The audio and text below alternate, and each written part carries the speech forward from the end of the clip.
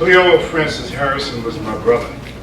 And if you look at me, you can tell that.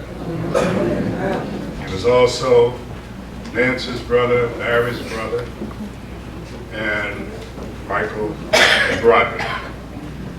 I wanted to share a few words about my brother today, and also stand here and represent my 89-year-old mother, who, because of health, could not be here. And this is the second son that she's bearing today. So my heart and love is with her in California as we represent her today. You see, parents aren't supposed to bury their children. Yeah. And big brothers aren't supposed to bury little brothers. It's just not right. But it's not our will. It's His will that be done. In the old days, if you remember, it was Abbott and Costello, it was Martin and Lewis, it was Ozzie and Harriet, Amos and Andy, and Bear McLean.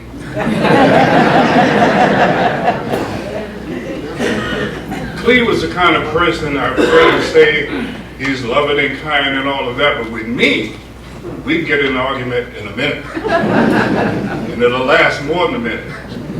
And then after that, we'll have a Heineken.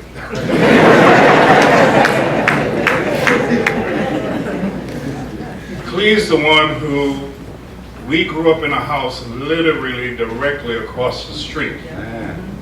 And when one of us was late getting in and they needed us on the prowl, there were two swans on the front porch. And that was our signal. We'll turn it to the right or the left. That meant she's up and she's waiting.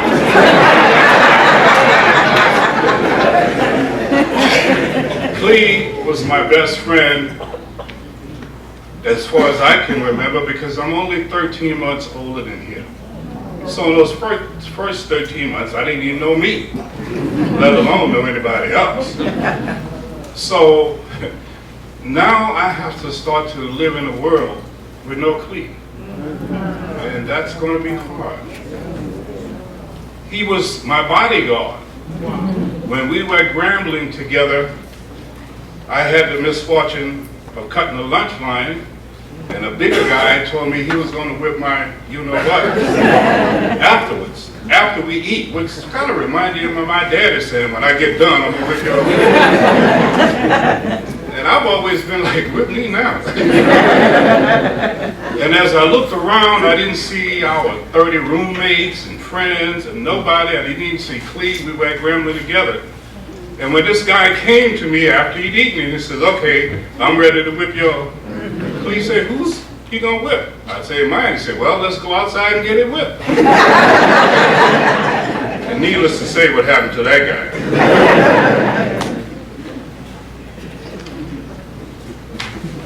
Cleo was, as everybody said, just a good person. Mild-mannered, easygoing. I think he caused me to have the name, the mean one, because he was so kind that I was looked at as the mean one. But he was a friend indeed and a friend in need. If you don't believe it, you could ask the late Peony, Austin Johnson, who he took care of, took to the hospital on a regular basis. If you don't believe it, go down to Clintonville and ask Richard Lloyd. If you don't believe it, there's Charles Rice sitting over there. There's you can ask anybody in the class of 1958. And Cleo was there for you. Now, his name you won't find in the annals of the Civil Rights Movement. It's not there. And most of you here today know him as Cleo, the bus driver.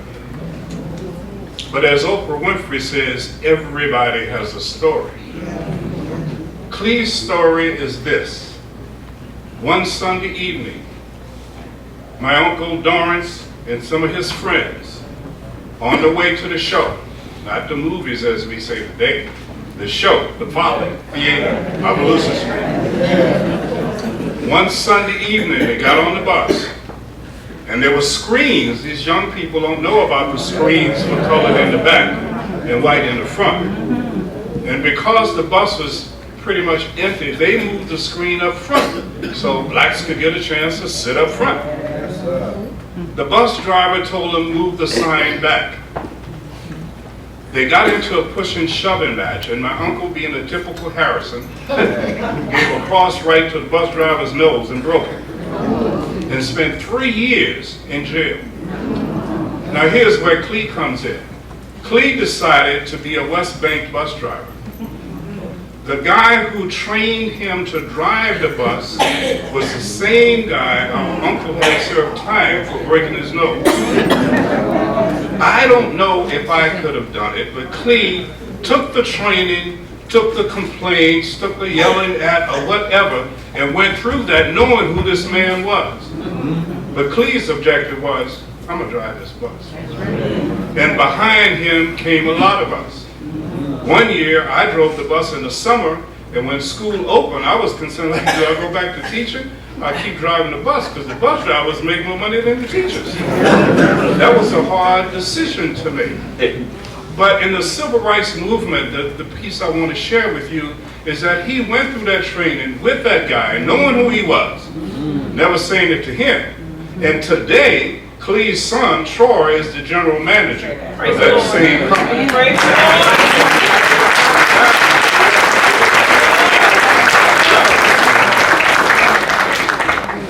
That's who he was.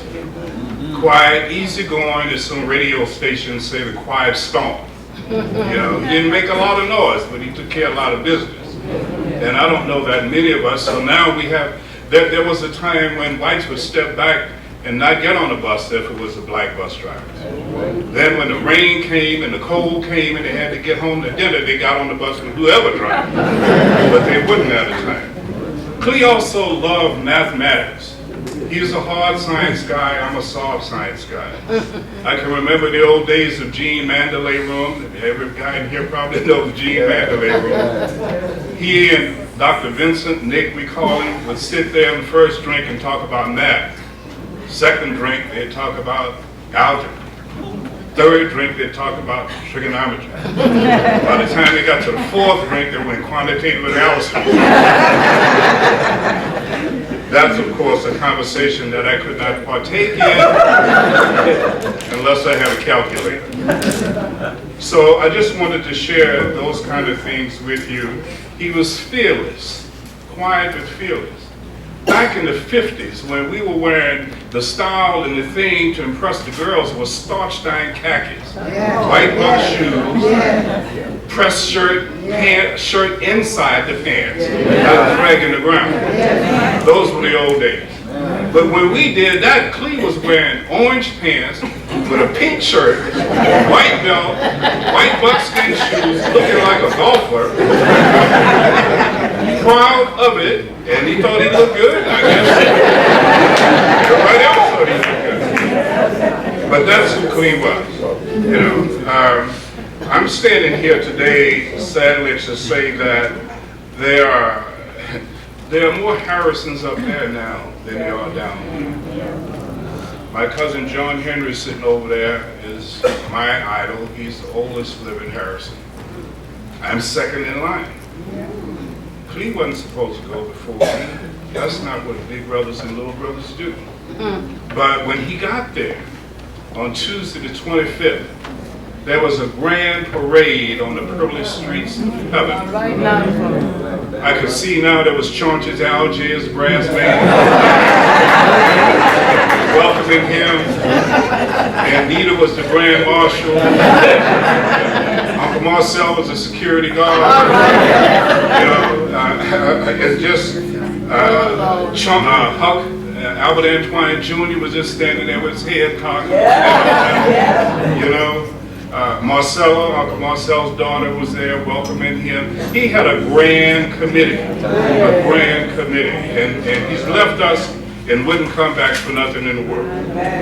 So I just want to close by saying, you know, Cleo's, one of his favorite saying was, "It's all good." When I spoke to him on the phone last week, And I knew he was sick. I came down here in October, spent some time with him. That was his last time to chew me out. And I sat there and took it. And I just told myself, well, he's doing that because he's not feeling well.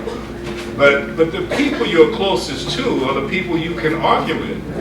So all of these folks sitting here saying Cleo was kind and never argued, didn't talk to me about that. I got it, and loved him dearly.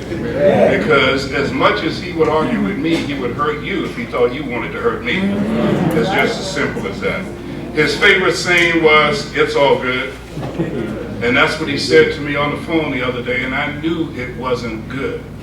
And I made the mistake of having eye surgery, and as a result couldn't fly without that, and I wanted to get here and just talk to him one more time. But that wasn't the Lord's will. That was my will, and it couldn't be done. So he left before we could get here. So the thing I want to say to Cleo is that, as he walks through the valleys and the shadows of death, the good news about that is that if it was not for a light, there would not be a shadow. Jesus, the light of the world, is in the valley with him, causing the shadow to be there. So whenever you're going through the valley and you see a shadow, feel good because you know Jesus is there. It's all good, Cleo.